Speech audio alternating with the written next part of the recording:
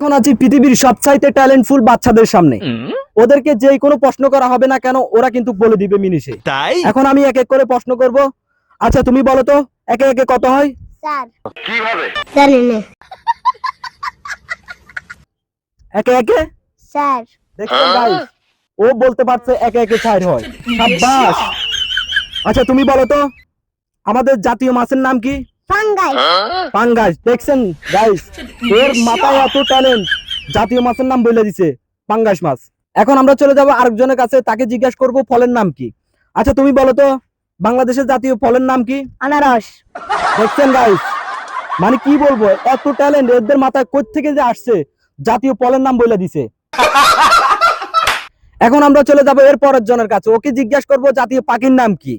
আচ্ছা তুমি বলো তো জাতীয় পাখির নাম কি? কাওয়া बहुत तेज हो रहा है बहुत तेज हो रहा है।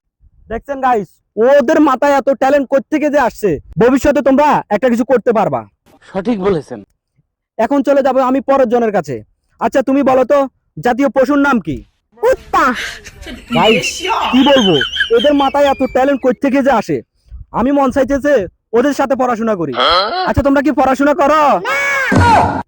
কেন পড়াশোনা করো না? ভালো লাগে না আচ্ছা তোমাদের থেকে কি ভালো লাগে? সিগারেট মেরে ভালো লাগে আচ্ছা তোমরা ভবিষ্যতে কি করতে চাও? কোথায় নিয়ে যেতে চাও এই ভিডিও অফ কর, ভিডিও অফ কর।